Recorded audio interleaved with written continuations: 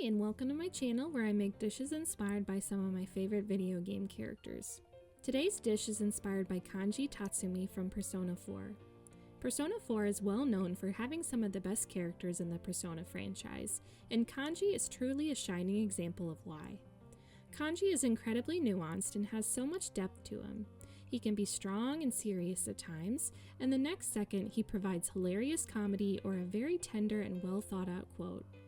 I love the idea of him as a character because I feel it's definitely one we don't get to see too often. A guy who just enjoys many different things, whether they're stereotypically male or stereotypically female. Usually, society generally looks down upon someone of one gender getting involved in activities of the opposite gender, and so it's sad to see Kanji overdoing his masculine side to not be ridiculed by his peers. As time goes on and throughout his social link, it makes me so happy to see Kanji lean more into his feminine side and learn to be more proud of his authentic self. It's so wholesome to see how validated Kanji feels when the young boy in his social link adores his sewing work and doesn't judge him whatsoever for being good at it. I think we all have aspects of this in ourselves, feeling like we don't always fit in to society's standards.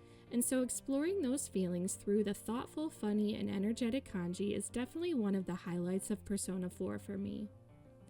I knew for a long time that I wanted to make some kind of dessert for Kanji, since he displays a love for baking and sweets during the game, such as how his favorite dish or box lunch for the protagonist to make is pudding. His hair also reminds me of the color of eggnog, and I feel like eggnog fits for Kanji because due to his outward appearance, everyone sees him as a bad egg. Lastly, throughout the game, Kanji can be seen snacking on animal crackers, and he makes mention often about how there's a rare penguin animal cracker that he calls dibs on and is always searching for. With all of this in mind, I felt it fit Kanji perfectly to make an eggnog and animal cracker parfait that I'm sure he would love to whip up for the investigation team. Here's what you'll need to make your own: eggnog, unflavored gelatin powder, granulated sugar, ground cinnamon, ground nutmeg, ground clove, vanilla extract, 8 ounces of whipped topping, crushed animal crackers, and salt.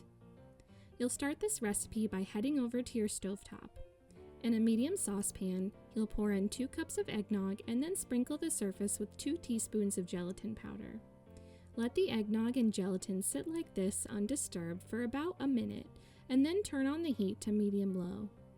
Whisk the 2 ingredients together until the gelatin is dissolved, and then you'll add in 2 tablespoons of granulated sugar, a half teaspoon of cinnamon, a 1/4 teaspoon of nutmeg, and a pinch of clove. Whisk everything together until the sugar has dissolved and the spices are well dispersed. You'll heat for about 3 to 5 minutes like this, as we want the mix to be warm but not hot or steaming, and it should not be bubbling. We can then remove the pan from the heat and pour the eggnog into a small heat-proof bowl. Add in 1 teaspoon of vanilla extract and then whisk again until well incorporated. We'll then cover the bowl up with some plastic wrap and slide it into the fridge to thicken for about 1 hour. Feel free to use your free time however you'd like, but towards the end of your timer, go ahead and grab your animal crackers so we can crush them up. You'll measure out around 1 1/4 cup of animal crackers and crush them up. You can use a food processor, but I think it's a lot quicker to just throw them into a plastic bag and crush with your hands in a rolling pin. It also means less dishes to clean. You'll crush the crackers until they're very small, even powdery. The crackers don't all have to be ground to a powder, but the crumbs shouldn't be any bigger than about the size of a pea. Once crushed, set aside until your eggnog is done thickening. As your hour has passed, you'll remove your bowl of eggnog from the fridge and get a hand mixer or stand mixer to beat the mix up just a little bit. All we're doing here is adding in some air to help the nog become a fluffier texture. We'll then grab a rubber spatula and fold in half of our whipped topping. Folding the whipped topping might take a minute or 2 because we don't want to mix everything so rough that we lose the air that has been built up. Fold and fold, like a folded chair weapon, until everything appears to be pretty well blended, then set aside and return to your animal crackers. Pour your animal crackers into a small bowl and then add in about a half teaspoon of salt. This should help prevent the dessert from being overwhelmingly sweet. Mix with a spoon until the salt is evenly distributed in the animal crackers, and then reserve about an 1/8 cup of the crumb mixture for garnish later. We can then grab 4 small serving bowls or cups and spoon about 1/4 of the crumb mixture into the bottom of each. You'll then spoon your eggnog mousse into each cup on top of the animal cracker crumbs, and then feel free to smooth out the top before sliding back into the fridge to firm up for just a tiny bit longer. Let the parfait set for around 30 to 60 minutes, and they should come out like a fluffier pudding texture. All that's left to do then is decorate. Feel free to scoop your remaining whipped topping into a piping bag and pipe on top of each parfait, and sprinkle with your reserved animal cracker crumbs. You can also sprinkle some cinnamon on top. Oops, went a little heavy-handed on my first one. And would you look at that, we found the rare penguin animal cracker. We can then dig in ourselves. This is such a festive and light dessert, and even though it's cool in temperature, it feels really warming and cozy to scoop into. The eggnog mousse is such a fluffy but set texture, and it has such a nice array of spices inside. The addition of whipped cream adds some more creamy lightness to the dessert, and the animal cracker crumbs are this addicting mix of salty and sweet that helps prevent the dish from feeling too one-note, while also adding some nice crunch and texture. This dessert barely takes any hands-on work as well, which can sweeten the experience just a little bit.